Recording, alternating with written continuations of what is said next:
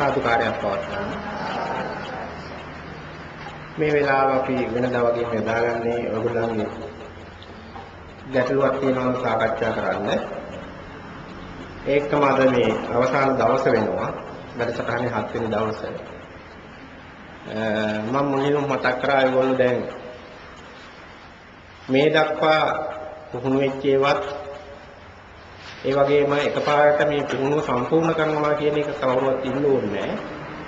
දිගින් දිගට කරගෙන යාමයි වැදගත් වෙන්නේ. ඒක කල යුතු දේ මොකක්ද කියලා උගාඩුවට දැන් ඔයගොල්ලන්ට තේරිලා ඇති. මෙන්න මේ වගේ එකක් තමයි අපි කරන භාවනාවේදී වැදගත් වෙන්නේ. මේ ශික්ෂා ටික මේ විදිහටයි දිනු කරන්න කියලා. ඉතින් ඒ සඳහා දේශනා කරපු නැත්නම් මේ ප්‍රවැත්තපු ධර්ම දේශනා ඒ සාකච්ඡා ටික ඔක්කොම අද උදේ වෙනකම්ම ප්‍රවැත්තු සෑම එකක් මේ අපේ දායක මහත්මයෙක් දැන් ඔයගොල්ලන්ට DVD එකක් විදිහට ලබා දෙයි. 3 විතර වෙනවා. ඒක ගිහින් ඇහියකි. අහලා ඒකේ තියෙන එතකොට තේරෙනවා දැන් සමාධියේ භාවනාවේ මොන හරි ගැටලු තියෙනවා නම් ඒ ගැටලුව ඒ ධර්මයේ ශ්‍රවණය කිරීමෙන්ම විසඳ ගන්න පුළුවන්. ඊට අමතරව දැන් මම කිව්වා ඒගොල්ලන්ට භාවනා සම්බන්ධව මොනවා හරි මේ කරගෙන යන ශික්ෂාවල ගැටලු ආවොත් ඕන වෙලාවක මම ටෙලිෆෝන් අංකයක් දෙනවා ඒකට කතා කරන්න.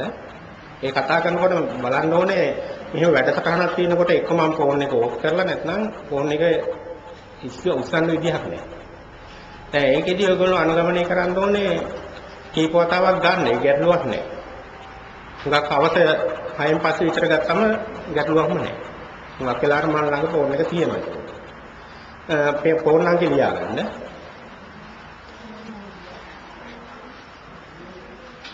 බිංදුවයි 7යි 7යි 3යි 94යි 85යි 14 1යි 4 බිංදුවයි 7යි 7යි 3යි 94යි 85යි 14 1යි 4 ඔව් 4 5 කියන්නේ ඒ වගේ 1යි 4 14 514 එන්න ඕනේ අන්තිමට. හරි නේද?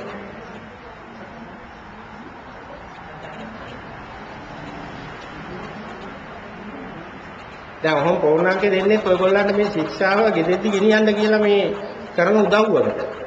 නෑ එතකොට බය වෙන්න දෙයක් නෑ නේ. ආන්දරෝ ඉන්නවා ප්‍රශ්නයක් වුණොත් අහගන්න කෙනෙක් ඉන්නවා කියන හයිය තියෙනවනේ. ඒක ලොකු හයියක් වෙනවා. තේරුණා නේද? නැත්නම් ඔය කරාට දැන් මේ නැවැත්විය හැටි ගෙදර ගිහින් අර වාචා කම්මන්තා ජීව කියන ගොන්නට වැටෙනවා.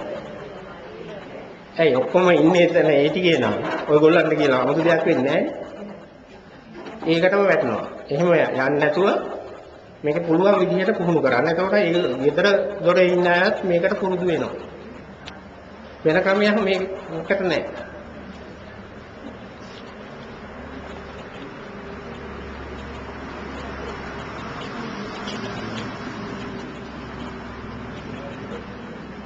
දැන් මොනවා හරි තියෙන ගැටලු ඉදිරිපත් කරන්න.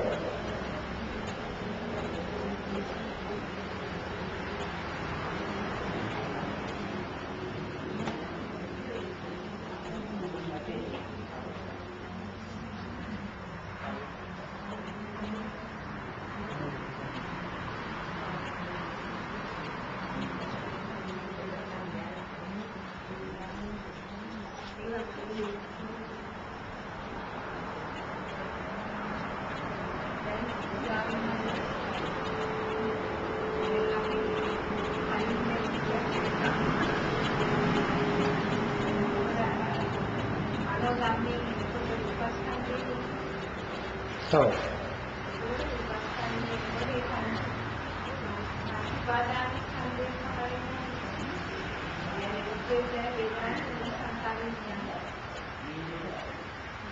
දැන් මෙහෙමයි. දැන් මුලින් අහපු ප්‍රශ්නේ පැටලිලා තියෙන්නේ. දැන් මනෝ විඥාණයෙන් ධම්මයක් විදිහට අපිට අරමුණක් ආවා නම් දැන් ප්‍රශ්නේ වෙන්න ඕනේ කියලා මම උත්තර දෙන්නේ මෙහෙම හිතලා. දැන් අපිට මේ මොහොතේ ඉන්ද්‍රියන් 6කින් මේ අරමුණු වෙන්න පුළුවන් නේ. ඒ අරමුණු ආවා කියන එක උනාට දැන් ඇහැට උදාහරණයක් ඇහැ ගමුකෝ. ඇහැට ඔයගොල්ලෝ ඇස් අරගෙන ඉන්නකොට දැන් ඉස්සරහ කොච්චර ಜಾති තියෙනවද? දැන් පේන ಜಾති ගොඩක් තියෙනවනේ.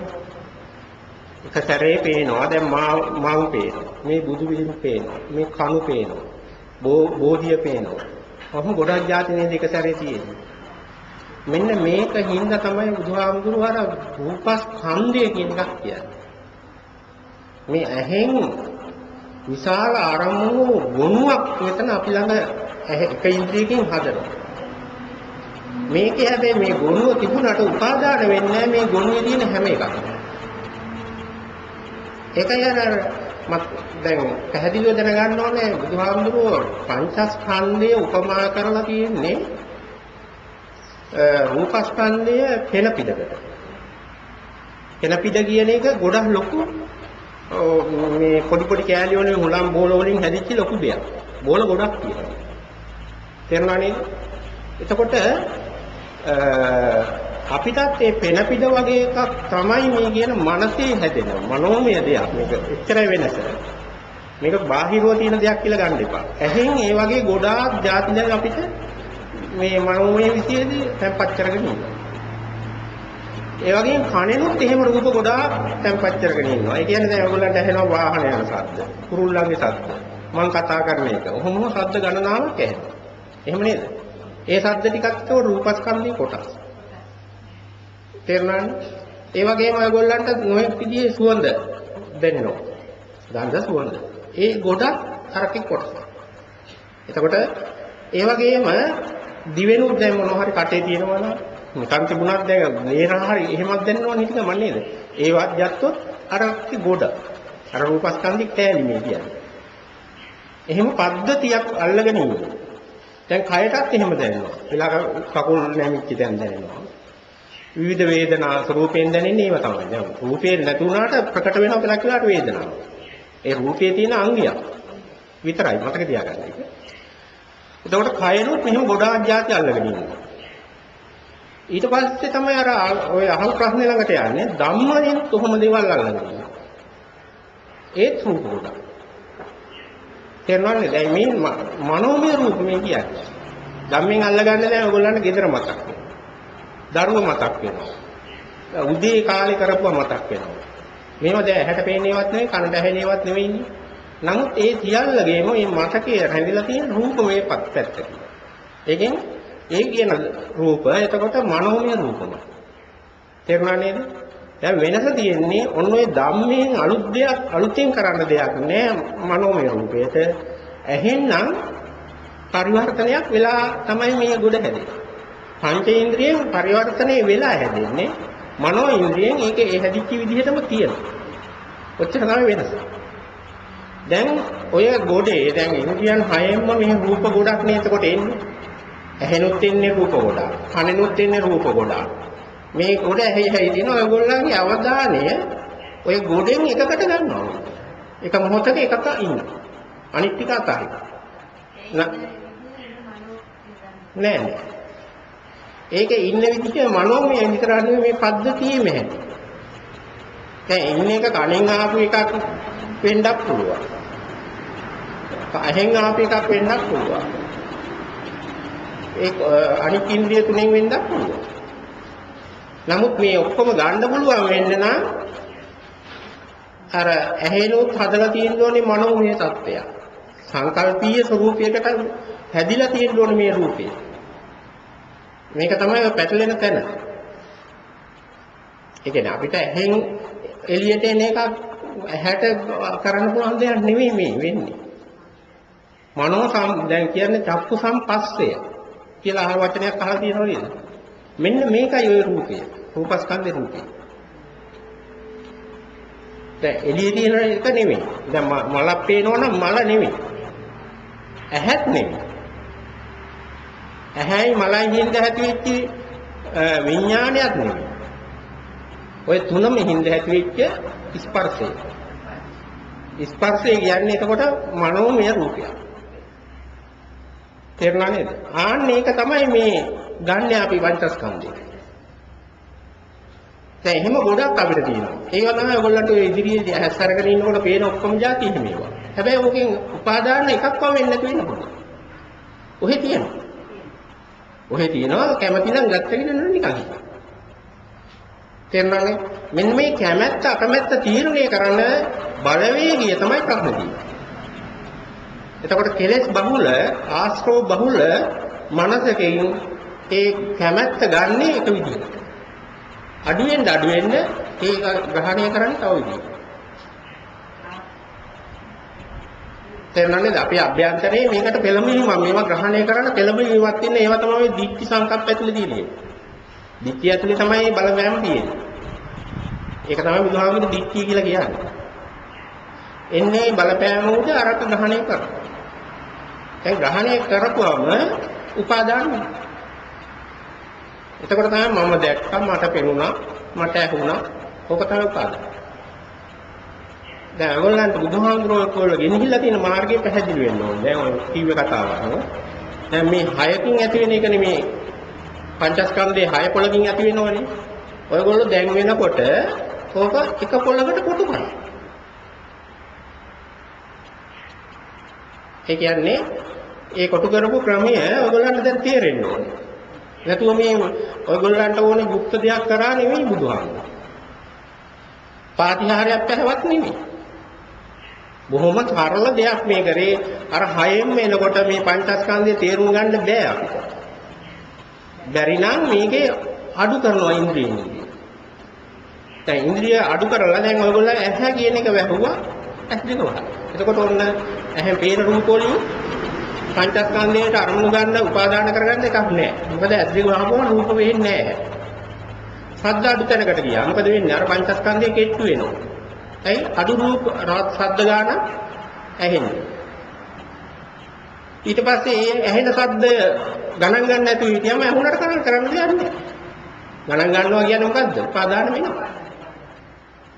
නොසලකා හරිනවා කියන්නේ උපාදාන වෙන්නේ නෑ. තේරුණාද? ඒකයි මේ වෙන්නේ. ඊට පස්සේ ඔයගොල්ලන්ට ලොකුම බරපතල දේ වෙන්නේ මනෝ ධම්මය. මේ ධම්ම කොච්චර හරි අපිට කරදර වෙනවා. දැන් කාලයක් භාවනා කරා කියන්නේ ඔයගොල්ලෝ ওই ධම්ම ගණන් ගන්න කියලා. නැතුව මේ මතක් හිතේව නැතිනව නෙමෙයි. එහෙම ඒවට භාවනා කරන්න එපා කවුරු. මතක් වෙනවා කල්පනා වෙන ඒවා වැඩි කියන එක කියලා හුඟක් අය කියනවා භාවනා කරනවා. ඒක තමයි භාවනාවේ දියුණුව. තේරුණා නේද? මේ කල්පනා වෙන එක ප්‍රශ්නයක් නෙමෙයි, මතක් වෙන එක ප්‍රශ්නයක් නෙමෙයි. ඒකට ප්‍රතිචාර දැක්වීම තමයි නරක. දැන් ප්‍රතිචාර දක්වන්න නැතුව ඉගෙන ගන්න තමයි මෙච්චර කල් ගියේ ඕන. ඒක තවදුරටත් ඉගෙන ගන්නවා කියන්නේ භාවනා අරමුණට යනවා කියන්නේ ඔන්න ඔහොම දෙයක් පුරුදු වෙන එක.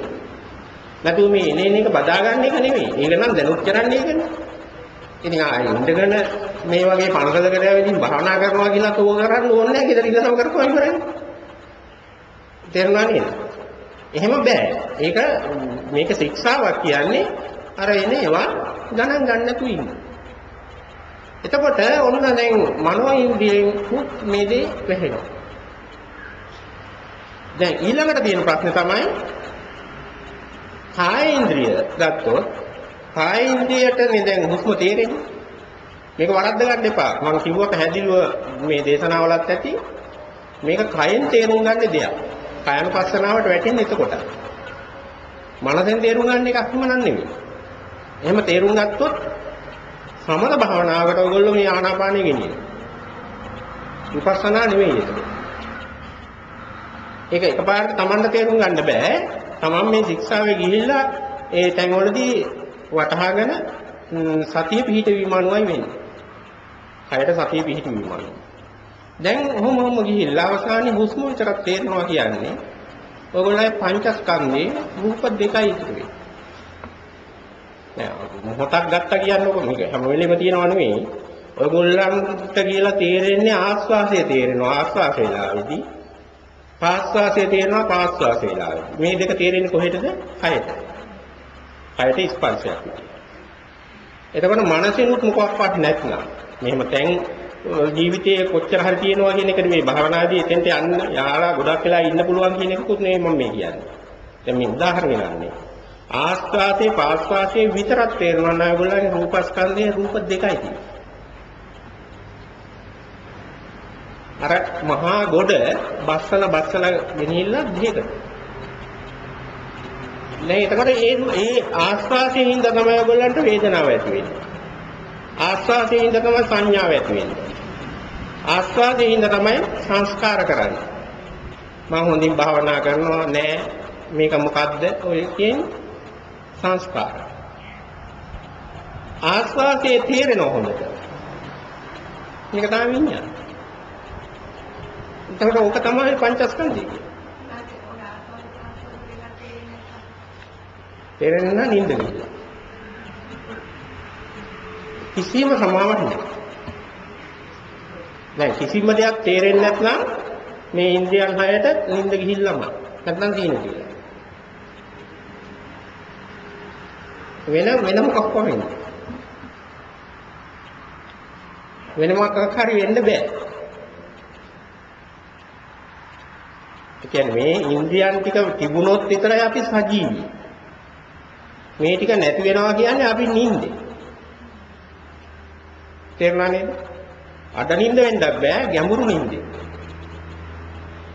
එතකොට දැන් ඔන්නෝව තමයි අපිට මේ භාවනාවේ තියෙන ගැටලු සහගත තැන.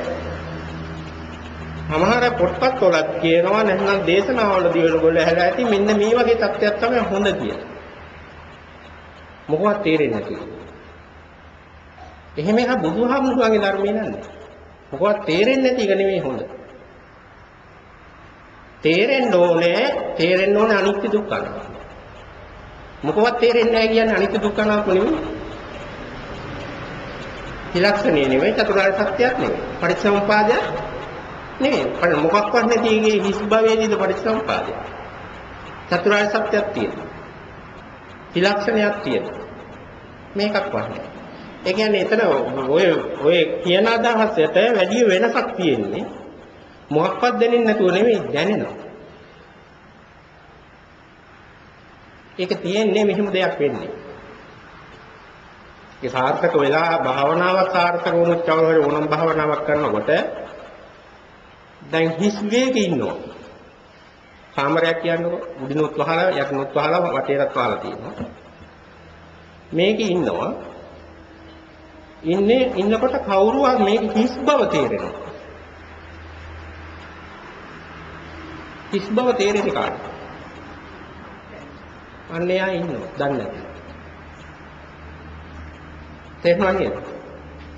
එතකොට අන්න ඒකට තමයි මොකවත් තේරෙන්නේ නැහැ කියලා කියන්නේ. මට තේරෙන දෙයක් නෑ. කියන එකට තියෙන තවත් වචනයක්. මට දැනෙන දෙයක් නෑ. තේරුණා නේද? ඒක බුදුහාමුදුරන්ට ඕන දෙයක් නෙවෙයි. මේ ශික්ෂාවලින් එකක්වත් නෑ. මේ හැබැයි මේ ශික්ෂාවල යනකොට අපි වැටෙන වලක්. ඒ කියන්නේ නිකන් මේක ලැබෙන්නේ නෑ කාටවත්. සීල ශික්ෂාව විදියට ලැබෙන්නේ නෑ. සමාධිය දියුණු වෙනකොට වෙන දෙයක්. නමුත් ඒක වලක් කියලා දැනගන්න ඕනේ. ඒ කියන්නේ මට කිසි දෙයක් තේරෙන්නේ නෑ කියනකොට මම තමයි ඉන්නේ. තනි මම ඉන්නේ. ඔක තව දියුණු වුණොත් දියුණු කරොත් කවුරු හරි මහන්සියලා නිකන් දියුණු කරන්න බෑ. නවතිනවා. පටන් ගන්නවා හිස් අවකාශයේ. අවසාන වෙනවා නියව සංඥා නා සංඥා. මොකක්ද වර්ණී කියන්නේ? අරෝපාවචර ධානය වලට කියන නාම. තේරුණා නේද? ඔන්න ඔතන හිර වෙනවා. දියුණු කරොත්. දියුණු කරන්න ලේසි නෑ. ඕක නෙවෙයි මේ කියන ගම. දැන් කාය විඥානයේ තුලින් ඒකට දැනෙන මම කොටසයි මගේ නොවන කොටසයි වෙන් කිරීමේ හැකියාව ලබා ගැනීම තමයි ප්‍රඥාව. ඇයිද හිස් බවට කැමති නම් අපි ඒක ඇලුම් කරනවා නම් අර දුවගේ ළමයාට කැමති වගේ බැල්ලිගේ පැටවට කැමති නැතිව වගේ මේකට අර කරන විපස්සනාවට කැමති නැති වෙනවා අරකට කැමති වෙනවා. අහලා මේක නෙවෙයි මේ ධර්මයේ කියලා ඉගෙනගන්න. ඒ අහලා දැනගත්තම කැමති වෙන්නේ නැහැ.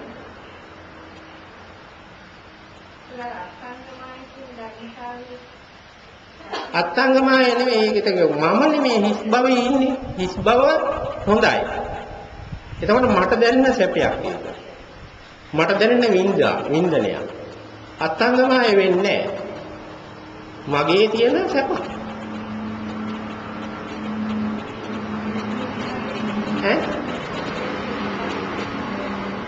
දැන් මම නැති වෙන්න විදිය තමයි මේක කියන්නේ. අධ්‍යාත්ම බහිද්ද දැනගන්න ඕනේ. මේ යන කායනුපස්සනාව යනවනම් ඒක දැනගන්න. වේදනානුපස්සන යනවනම් අධ්‍යාත්ම බහිද්ද වේදනාවෙන් දැනගන්න ඕනේ. චිත්තානුපස්සනාව යනවනම් සිතුවිලි වල මානසික ස්වરૂපය අධ්‍යාත්ම බහිද්ද දැනගන්න ඕනේ. ධම්මානුපස්සනාව යනවනම් ධර්මතාවල අධ්‍යාත්ම බහිද්ද දැනගන්න. වෙන ක්‍රමයක් නැහැ. ඒකයි මේ ඒකායන මාර්ගය කියන්නේ. ඔය කියන තැන හොඳ තැන. නමුත් ඔතන නෙමෙයි බුදුහාමුදුරන්ට උන් ප්‍රඥාව තියෙන්නේ. එච්චර වෙනස් කරගන්න. ඒක නෙමෙයි ප්‍රඥා ශික්ෂාව.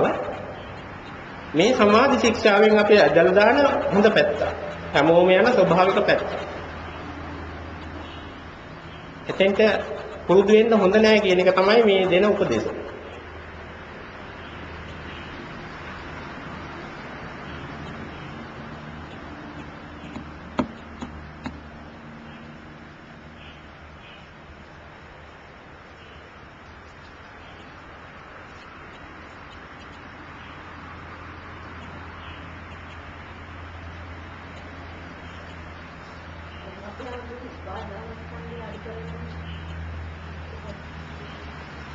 කරන්න තියෙන එකම දෙයයි. ඒක බුදුහාමුදුරුවෝ පෙන්නලා තියෙන්නේ මොකද්ද? සීල ශික්ෂාවේ නවතින්නේ නැතුව සමාධි ශික්ෂාව සම්පූර්ණ කරලා ප්‍රඥා ශික්ෂාව යෙදෙන්න ඕනේ විහෙරත. ඒ ප්‍රඥා ශික්ෂාවේ ඉන්න තාක්කල් උපාදානය නැති කරන මාර්ගයට යනවා. උපාදාන නැති වුණාම නෙමෙයි. නැති වෙන තැනකට යනවා.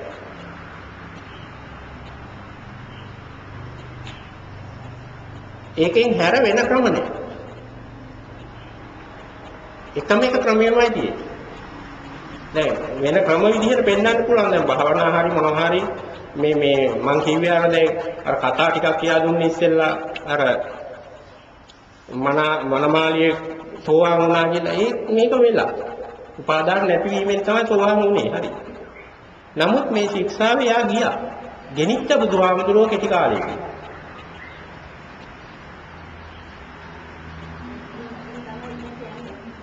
අපිට යන්න ලේසි දැන් උදව් වෙන්න බුදුහාමුදුරුවෝ නැහැනේ.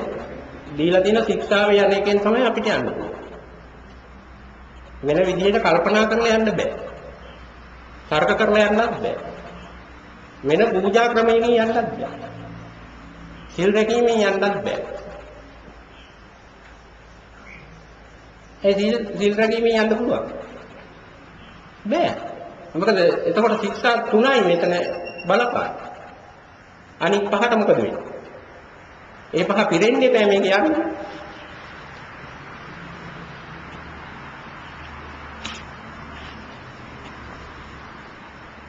ඒකට ලොකු බැලුවක් කියනවා මොකටද එහෙනම් අපි මේ සීල් අරගෙන මහන්සි වෙන්නේ කියලා. මෙච්චර කල් කරපු වැඩේ මොකද්ද කියලා නේද? මොකටද එහෙම කරන්නේ?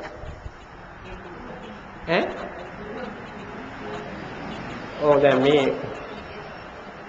සමාධි ශික්ෂාවක් කාට හරි පුරුදු කරන්න ඕන නම් ඉස්සෙල්ලා තියෙන්න ඕනේ සීල ශික්ෂාව. තේරුණා නේද? ඒතකොට සීල ශික්ෂාවකුත් නැත්නම් එයා සමාධි ශික්ෂාව පුරුදු කරන්න ගියොත් ඉස්සෙල්ලා සීල ශික්ෂාව පුරුදු වෙලා ඉන්න ඕනේ. දැන් ඒකින් හින්දා මේ එක ශික්ෂාවකවත් හිටියොත් මේ බෞද්ධ කමේ පොඩ්ඩක් හරි අපි ළඟ තියෙනවා. නමුත් බුදුහාමුදුරෝ දේශනා කළා නැහැ එක ශික්ෂාවකින් මගේ ධර්මයේ තේරෙනවා කියලා. නිවන් දකින්නවා කියලාත් නැහැ. සංසාරයෙන් ඈතර වෙනවා කියලාත් නැහැ. එහෙමනම් බුදුහාමුදුරුවෝ දෙන්නේ එක ශික්ෂාවක්. මොකද්ද? සීල ශික්ෂාව විතරයි. එමුකට තුනක් දුන්නා. දැන් බුදුහාමුදුරුවෝ ශික්ෂා තුනක් දුන්නා. අපි කරපු වැරද්ද තමයි අපි එක ශික්ෂාවක ඉඳලා අනිත් දෙක නිකන් ලැබෙනවා කියලා ඇහුවා, ගෙව්වා, වර්ණනා කරා, සජ්ජායනා කරා, පෝස්ටර් ගැහුවා, පොත් ලිව්වා අවුරුදු 400 ගිහින්. දැන් ඒක අපේ සමාජයෙන් අහක් කරගන්න. තේරුණානේ? එතකොට දැන් බුදුහාමුදුරුවෝ දේශනා කරපු එකයි අපි හදාගත්තේ ආගමයි දෙකක් වෙලා තියෙනවා. දැන් සීල ශික්ෂාවේ ඉඳලා ඔයගොල්ලෝ මහන්සි වෙන්න ඕනේ පොඩ්ඩක් හරි සමාධි ශික්ෂාව ගන්න. සමාධි ශික්ෂාවේ හිටියා කියලාත් මේක ඉවරයක් වෙන්නේ නැහැ. ඒකෙන් දැනගන්න ඕනේ සම්මා සමාධියක් අරගෙන ප්‍රඥා ශික්ෂාවට යන්න. අන්න එතකොට බුදුහාමුදුරුවෝ කියන ගමන් මාර්ගය ආර්ය අෂ්ටාංගික මාර්ගයම අපි ළඟ වැඩෙනවා. මේකේ ගියොත් ඉස්සරහට කවදා හරි ඔය කියන ධර්මය අපිට තේරෙනවාමයි. මේ සාතික කරන්නේ අපි නෙමෙයි. මේක සාතික කරන්නේ කවුද? බුදුහාමුදුරුවෝ. සීල ශික්ෂාවෙන් විතරක් මේ ධර්මයේ තේරෙන්නේ නැහැ කියලා සාතික කරන්නේ කවුද? ඒ බුදුහාමුදුරුවෝ. ඉතින් මේවා විතරයි දැනගන්න ඕනේ. නැතු මේ අනික් ශික්ෂා දෙක අමාරුකම නෙමෙයි මේ අපිට තියෙන්නේ. අපිට ඒ කියන්නේ අවබෝධයේ තේරුම් කමේ අඩුව. නැතු බලන්නකෝ ඔයගොල්ලෝ නම් නිකන් හිතන්නකෝ කාලයක් ඔය දැන් භාවනා හැම කරනකොට හිතෙයි. අනේ ඔය සීල ශික්ෂාවට වැඩිය කොච්චර ලේසිද මේ සමාධි ශික්ෂා. ඊට වැඩිය කොච්චර ලේසිද ප්‍රඥා ශික්ෂා. ඒකට ගියොත් මොකක්වත් නැහැ නේ කරන්නේ. සීල ශික්ෂාව නැති හුරු ගියාගෙන යන්න ඉතින් ගොඩක්. ඒකක් නෑ සමාධි ශික්ෂාව. ඒක අඩුවේ. මොහොම නිශ්චලව කරන gedara මුල්ලක වුණා කරන්න පුළුවන් දෙයක්. අර සීල ශික්ෂාව එහෙම නෑ. ඊට පස්සේ ප්‍රඥා ශික්ෂාව ආපුවම අහසෙන්ද පොළොවේද ඕන තරම් කරන්න පුළුවන්. හැබැයි පුදුමයි. ශික්ෂාව හරියට ප්‍රගුණ වෙන්න ඕන. භාගයට කළා බෑ. අන්නේම මේ ශික්ෂාවල තියෙනවා මෙහෙම පරිණත භාවය. ඒක ඉතින් පොඩ එකපාරට ගන්න බෑ කාටවත්. Taman කුංචි තැන ඉඳලා ඉස්සරහට ගෙනියන්න කොහොම හරි මම හැමදාම කියන දේ තමයි ඔයගොල්ලෝ මේ වැඩසටහනේ සීල ශික්ෂාවේ ඉඳීම තවදුරටත් ඒකම මේ බුද්ධ ආගම බුදුදහම කියලා හිතන්නේ නැතුව අපිට ලේසියෙන් අපිට පුළුවන් මේ සමාධි ශික්ෂාවේ දේවල් පුරුදු කරන්න කියලා හැඟීමක් ආකල්පයක් ඇති වුණා නම් ඔයගොල්ලෝ දිනු. තේරුණා නේද? වෙන මේ වැඩසටහනේ ආධුනිකයෙක් වෙන දෙයක් ගත්තේ නැතුවට කමක් නැහැ. ඕක ගෙනිච්චම ඇති. එතකොට ඒක යන්න හිතෙනවා.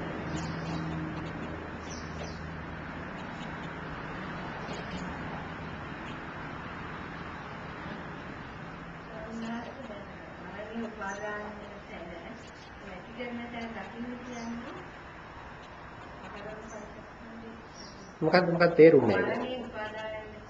ඔව්.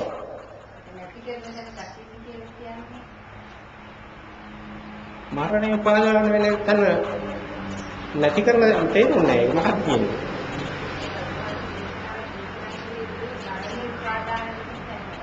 ඔව්.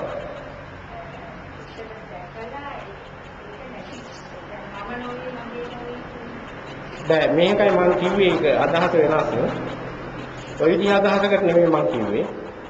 දැන් බුදුහාමුදුරුවෝ දේශනා කරලා තියෙනවා දුක්ඛ ආර්ය සත්‍ය කියලා. ඒකේ ප්‍රතිපට්ඨාන සූත්‍රයේදී තියෙන්නේ දුක්ඛ ආර්ය සත්‍ය කියන ඒවා කාරණා 9කින්. ඒකනේ එකක් මරණය කියන්නේ. දැන් ওই මරණය කියන එක අපේ මරණය කියන්නේ මේ තව වෙච්ච එකක් නෙමෙයි. කවුරුන් මෙතන ඉන්න කෙනෙක් මැරිලා නැහැ තාම. අනාගතේ මැරෙනවා.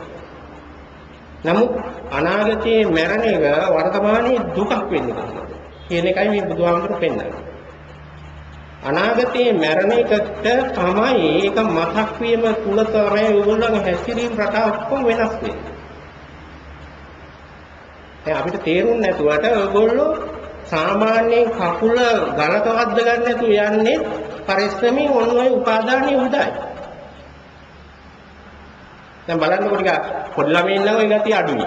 ඔය තුවාල කර ගන්නවා ඒවා එතකොට මරණය ගැන යාට පිටචල දැනුමක් නැහැ.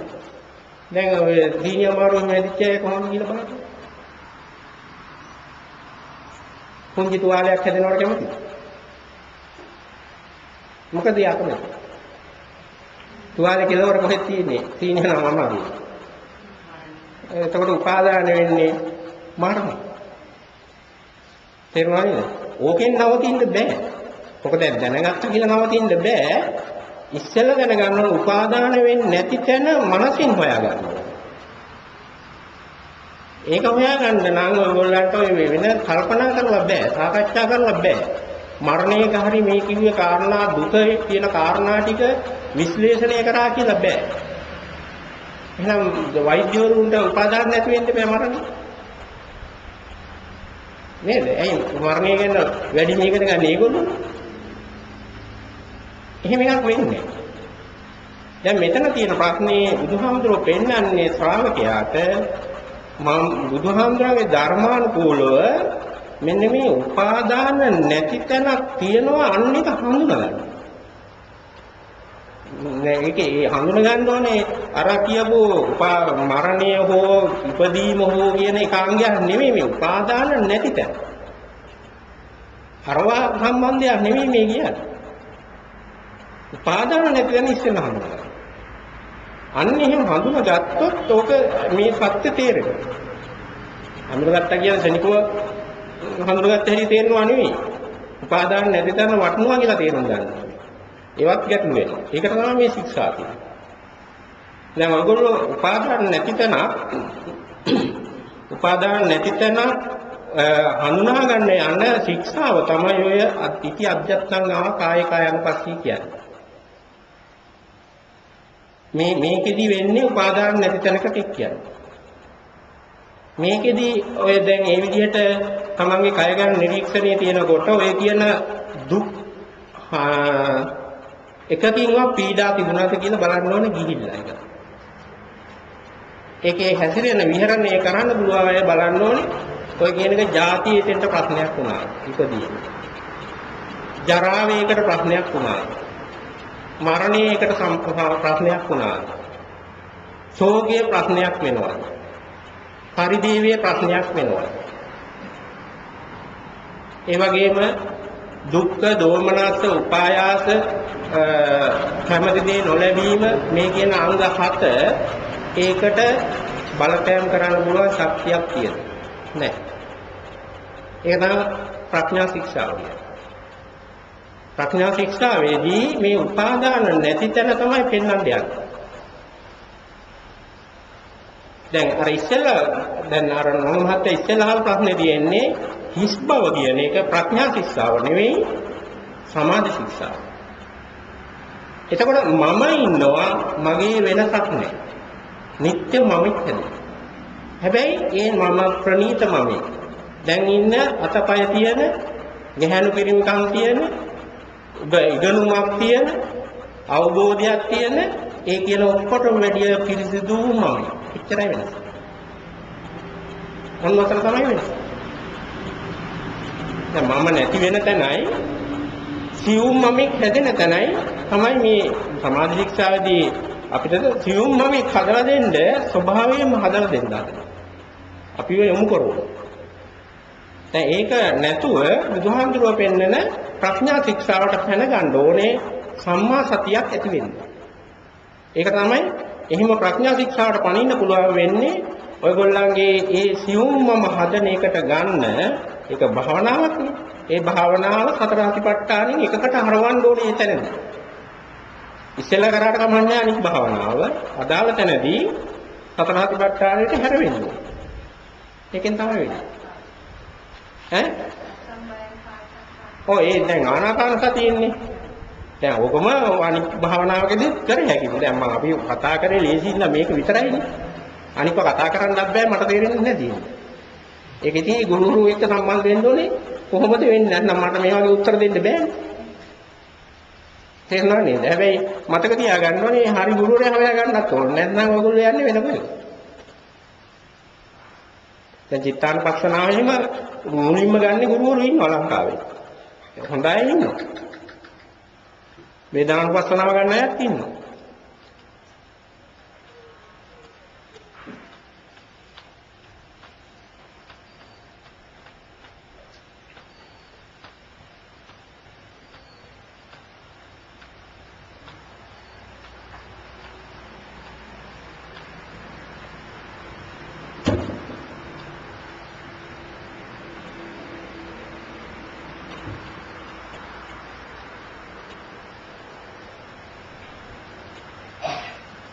දැන් අලුතෙන්ම මෙහෙට භාවනාව විස්තර කරන්න නැතුව අලුතෙන්ම ආපු අය පොඩ්ඩක් අත උස්සන්න මට. මෙහෙටම මේ පන්සලේ ඉන්න ගොඩක් අය ඉන්නවා. දැන් ඒ අතපල් දාන්න. ඒ ආගෙන් මම කැමති අහන්න ඔයගොල්ලන්ට මේ වැඩසටහනේ මොනවා හරි ඉගෙන ගන්න ලැබුණා. දැන් පරණ අය නම් ගැටලුවක් නැහැ. කොහේ හරි භාවනා කරා. ඒගොල්ලන්ට මේ කියන එකෙත් වටිනාකම් තේරෙන්න පුළුවන්. අලුත් අය මේක ගෙදෙtti කරගෙන යන්න පුළුවන් දෙයක් කියලා හිතෙනවද? තනියම ටික ටික කරගෙන උදව් ඕනේ. දැන් උදව්වට තමයි මම ඉන්නේ. තේරුණා නේද? නොකර ඉන්න බෑ. කරගෙන යන්න ඕනේ. හැබැයි එකපාරට දැන් මේ කියන ඔය දැන් එහා පැත්තෙන් ඈතින් කියන කාරණා ලං කරගන්න බලෙන් යන්න එපා. මේක භාවනාව කියන්නේ තව තමන් කරන වැඩක් නෙවෙයි. ඉබේ වෙන්න ඕන දෙයක්. දැන් අපිට වරදින්නෙම අපි වෙලාව දාගෙන මේක අනිවාර්යෙන් මේ බත් මෑන්ජන උයනවා වගේ වැඩක් කියලා කරන්න යනවා. එහෙම කරන්න එපා. මේක නිකන් සතියකට අහු වෙන දෙයක් බවට හරව ගන්න. 100ට අහු වෙන දෙයක් බවට හරව ගන්න. ඒ භාවනා කරන වෙලාවේ වෙන මට මේකෙන් මෙහි ප්‍රතිඵල ලැබෙන්න, මෙච්චර දියුණු වෙන්න, මේ මෙන්න මේ කාරණේ දැන් අර බණේදී කියපු එක අල්ල ගන්න. ඒක තේරෙන්න ඒවා හිතුවේ හැටි භාවනාව වෙනස් වෙනවා. කොච්චර ඉගෙන ගන්නද? නිකන් දෙයක් බවට හැරෙන්න. සක්මන් කරනකොට නිකන් සක්මන් කරන්න. හැබැයි 100ක් තියෙන්න ඕනේ අර අදාළ කියා දුන්නේ පිළිවෙල. ඒකමයි මෙතන රහස තියෙන්නේ. ඒක තේරුම් ගත්තම භාවනාව දියුණු කරගන්න. අපි ප්‍රතිඵලයක් ගන්න තව වැඩක් විදිහට කරන්න ගියොත් භාවනාව දියුණු වෙන්නේ නැහැ. හරක් වෙනවා. ඇයි ඒව කර කාලයක් යන්නේ.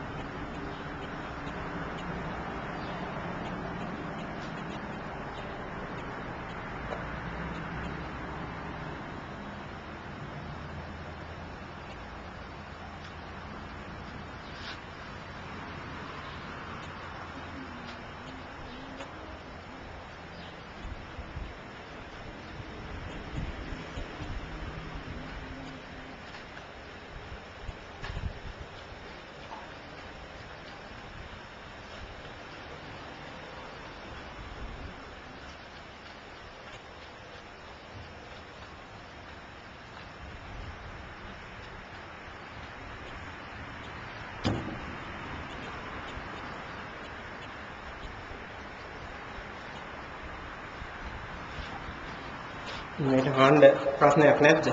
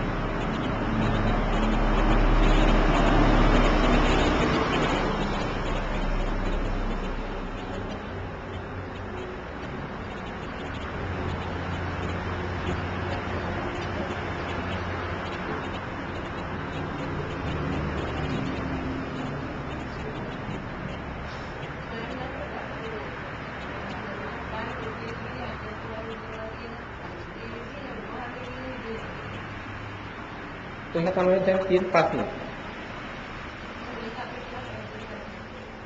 දැන් මොකක්ද දැන් පැහැදිලි කරන්න වෙන්නේ? නෑ මේ පොතේ තියෙන එකයි මං කියන එකයි වෙනස කියලා. දැන් පොතක් බදා ගන්න කිව්වේ කවුද? බුදුහාමුදුරුවෝ දේශනා කරලා තියෙන මගේ මේ පොත්වල මගේ ධර්මයේ තියෙනවා කියන්නේ. ඔයගොල්ලෝ පොතේ තියෙන එක කරානේ මෙච්චර කාලේ. ලැබුණ නෑනේ කිසි දෙයක්. ඔය ලැබිච්ච එක දර ඉස්සෙල්ලා කිව්වේ ඒක වැඩක් නෑ. එහෙනම් දැන් මං කිව්වේ කරුණ කරා. මොකද්ද ලැබෙන්නේ කියලා. එතකොට හිතේ පොතද හරි දැන් මේ යන ගමන. දැන් එන්නම තමයි මේක විසඳගන්නේ. පොතේ මේක මේ ප්‍රශ්නයක් තියෙනවා. ඒක ඇත්ත තමයි. එතන අධ්‍යාත්ම කියන්නේ මම, බහිද්ද කියන්නේ අනුහු මේ තමන්ගේ කට්ටිය. බල්ලෝ බලල්ලෝ නෝනා මහත්තයා දූලා පුතාලා මේක තමයි එතකොට බහිද්ද. නමුත් දැන් මතක් කරගන්න ඔයගොල්ලෝ ඉන්නේ කොහෙද ඔක අධ්‍යාත්ම බහිද්ද තේරෙන වෙලාව. ඔව් ඉන්නකොට යා භාවනාවෙන් දිනුනා ඇස් වහලා දුවෙක් පේන්න පුළුවන් පුතෙක් පේන්න පුළුවන් මහත්තයා පේන්න පුළුවන් බෑ. එතකොට ඒක වෙන්න බෑ. ඊට පස්සේ ශබ්ද අඩු තැනක එන ශබ්ද ගණන් ගන්න බෑ. නොසලකා හරින්න. එතකොට ඇහෙන්නේ මහත්තයාගේ ශබ්දේ, නෝනාගේ ශබ්දේ, දුවගේ ශබ්දේ, බල්ලාගේ ශබ්දේ, බල්ලාගේ ශබ්දේ කියලා හිතන්න පුළුවන්. ඒක හිතුවොත් භාවනාවක් නෑ. තේරුණා නේද? ඊළඟට කල්පනා වෙන්නේ මොනවද? ওই ටික කල්පනා වෙන්න පුළුවන් එක වැඩක් ගන්න නෙමෙයි. තමන්ගේ අනුන් ගැන කල්පනා වෙන්න පුළුවන්. නමුත් ඒවට අවධානය ප්‍රතිචාර දැක්වුවොත් මොකද වෙන්නේ? ඒ සම්මා සතියක් නෑ, සම්මා වායාමයක් නෑ. පැහැදිලි නේද? මොකක්ද ඉතුරු වෙන්නේ? ඉතුරු වෙන්නේ කය විතරයි. කයට දැනෙන ටික විතරයි. එතකොට කයට දැනෙන ටික මම කියලා දැනෙන්නේ අධ්‍යාත්මය. දැනෙන්නේ නැති ටික බහින්න. දැන් ඕකේ දියුණු කරොත් තේරෙනවා මොකද්ද වෙන්නේ? එතකොට දැන් ප්‍රශ්නයක් තියෙන්න පුළුවන්. පොතේ තියෙන එක හරියම රහතන් වහන්සේ. හයි මේ ඉන්ද්‍රියන් හයෙම මේක හරි. මේක හරියට වැඩ කරනවා. සතිය පිහිටනවා. ඒ කියන්නේ වේපුල්ල සතියක් තියෙන රහතන් වහන්සේ. ඒ රහතන් වහන්සේ ළමකට තව සතිපට්ඨාන වඩා. නේද? අපි නේද වඩන්න ඕන. ඔන්න ඒක ඇතුළේ තමයි ඔතන තියෙන්නේ. දැන් පැහැදිලි වෙනවා. දැන් පොතේ දාලා තියෙන රහතන් වහන්සේට තියෙන ක්‍රමය. ඒක අපි අමාරුවේ දාන්න දාපු එකක් පොතේ. මොකද බුදුහාමුදුරුවෝ දේශනා කරපුවා නෙවෙයි ඕවා අටුවාවල තියෙනවනේ. පෙළනේ බුදුහාමුදුරන්ගේ දේශනාව විදිහට ගලගන්නේ සතිපට්ඨාන සූත්‍රය. අධ්‍යාත්ම භාවිද්දා කියන එක වෙන් පැහැදිලි කරලා තියෙන්නේ වෙන තැනක. ඒකේ විස්තරය තමයි අපිට පොත්වලට ඇවිදින් තියෙන්නේ. ඒකට කවුරුවත් ඕක වෙනස් කරන්නේ නැහැ. සාසනීය ධර්මයේ වෙනස් වෙයි කියලා. නමුත් මේ වෙනස් නොකර ප්‍රායෝගිකව ගත්ත කෙනෙකුත් නැහැ. ඒක කියලා විකාර කරනවා තියෙනවා. එක එක ඒවා ගැන මතක් කරනවා. දැන් බලන්න අච්චර ශික්ෂාව ගිහිල්ලා සමාධි ශික්ෂාව ඉවර වෙනවා අර පස්සම්බයං කාය සංකාරයන් වලින් ඊට පස්සේ විකාරයකට යනවා. අර ටික ගත්තා. දැන් එහෙම නැතුව ඔතන ඉඳලා යන්න ගිහින් හරියට කරොත් ප්‍රතිඵල තියෙනවා. Tamanට තේරෙනවා අපි ප්‍රඥා ශික්ෂාව යනවා කියලා. වෙන ප්‍රතිඵලයක් නෙමෙයි. Tamanට තේරෙන්නේ නැහැ මේ යන ගමන හරි කියලා. වෙන දෙයක් නෙමෙයි අත්‍යවශ්‍ය. බුදුහාමුදුරුවෝ පෙන්වන්නේ මගේ ධර්මය අහන්න පිළිගන්න මං කිව්වට පිළිගන්නේ. කරලා බලන්න මේ කියන විදිහට මේවත් ලැබෙනවා. එන්නේ ඒක තමයි මෙතෙන්දි කරන්නේ. බුදුහාමුදුරුවෝ පෙන්වන විදිහට ලැබෙන්නත් ඕනේ. කරලත් බලන්න. ඔක තමයි කරන තියෙන ගැටලුව.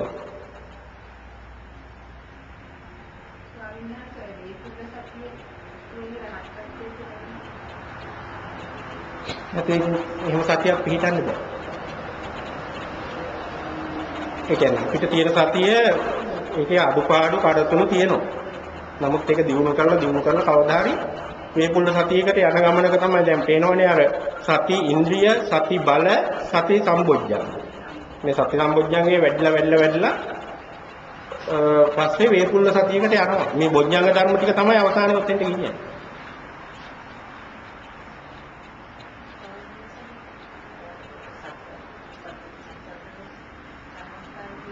ඔව්.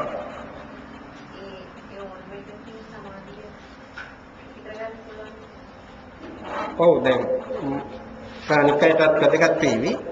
මේ සතර කමඨහන් සතර චතුආරක්ෂක කමඨහන් කියලා જાතියක් අපි දන්නවනේ ධර්මයේ තියෙනවා. ඒවා ඕන හේකින් සමාධියක් ඇති කරගන්න පුළුවන්ද කියන එකනේ ප්‍රශ්නේ නේද?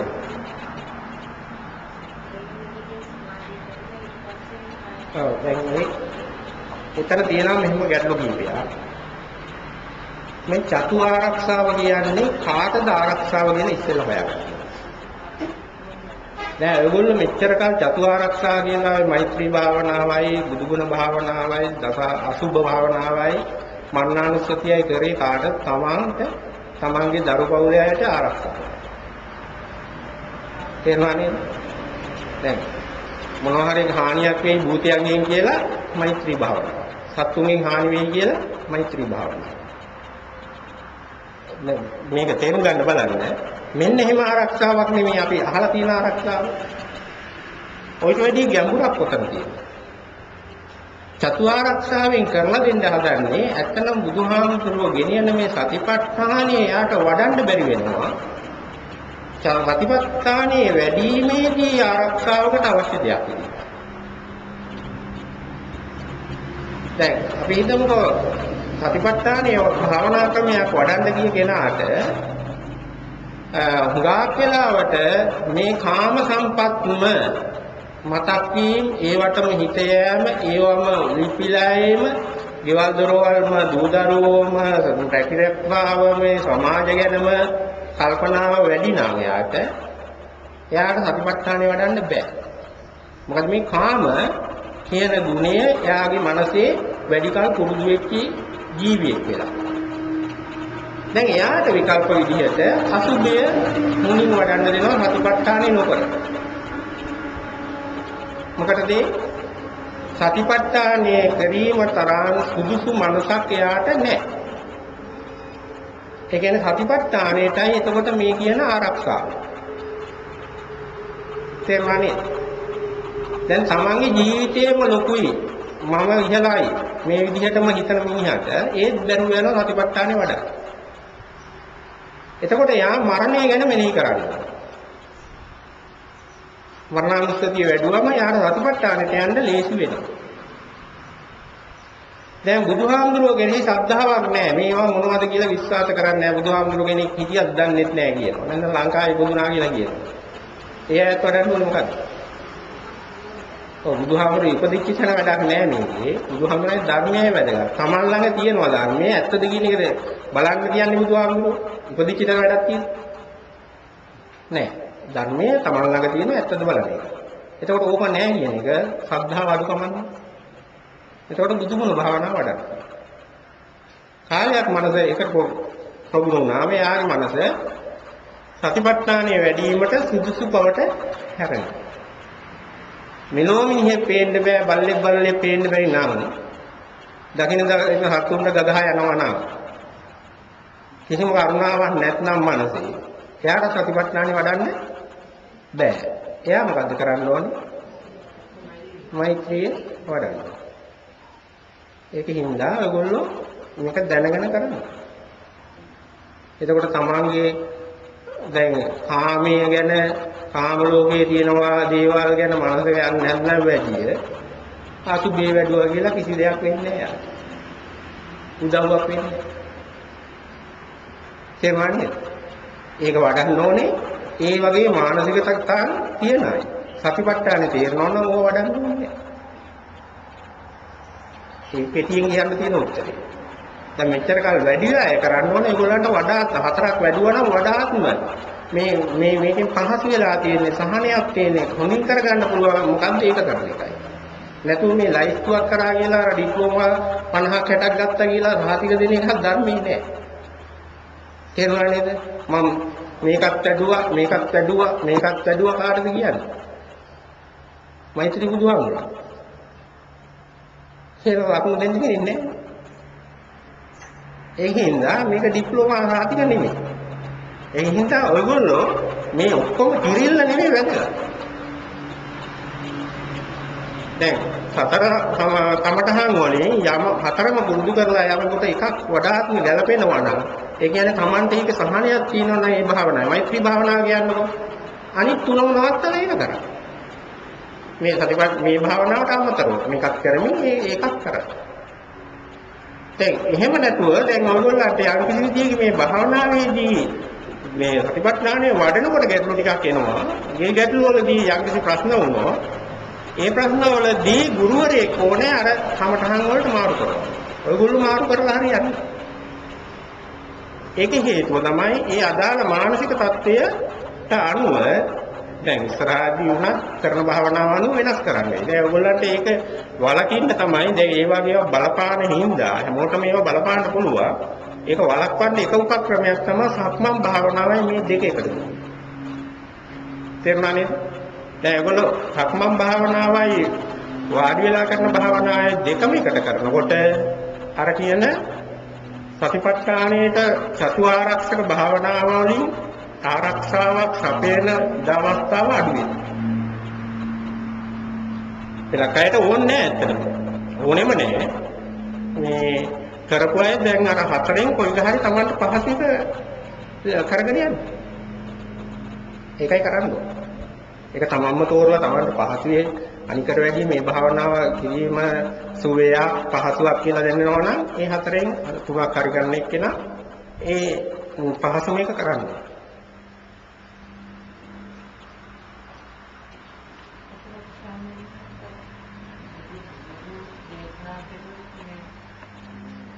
සමාන්ගේ ආරක්ෂාව ඉස්සරහට ගන්න සමාන්තමයි කරන්නේ ඉස්සත් අනිත් ඒක තමයි දැන් තමන්ට මෛත්‍රී කරගන්න කියලා කිව්වට ඒ කියලා තියෙන්නේ පස්සේ. දැන් මෛත්‍රී කරනවා කියන එක ඔයිට වෙනස් දෙයක්. විදිහටයි බුදුහාමුදුරුවෝ පෙන්නලා තියෙන්නේ. දැන් එතකොට තමන්ට මෛත්‍රී කරන්න කියලා බුදුහාමුදුරුවෝ දේශනා කරනවා. තව තැනකදී බුදුහාමුදුරුවෝ බුද්ධ ඥාණයෙන් හොයාගත්තේ අනිත්‍ය දුක්ඛ අනාත්ම කියලා දේශනා කරනවා. තමා කියලා කෙනෙක් නැහැ කියලා. එතකොට දැන් ගැටලු රාගත වෙනවනේ මේ දෙකේ. ඒකෙදී දැන් තමාට මෛත්‍රී කරලා පටන් ගන්න වෙන්නේ මේකේ තමා ලොකුයි හැම වෙලේම අපිට. ඒකින්ද ගුරුවරු මේ ගුරු කුල මේවා පැහැදිලි කරන අය මේකේ පහසු විදි හොයලා තියෙනවා. දැන් කෙනෙකුට මේකට ලෝක සත්‍යයට මෛත්‍රී කරන්න යන්න එකපාරට යන්න බෑ. ඒ යන්න බැරි හින්දා එයා පටන් ගන්නවා තමාගේ. මොකද තමාගෙන් පටන් ගන්න ඕනේ එයාගේ මනස අඩුම ගන්න ඒ සියලු සත්‍යයන්ට මෛත්‍රී කිරීමේ ගුණය ලබා ගන්න. සුදුසු නැහැ.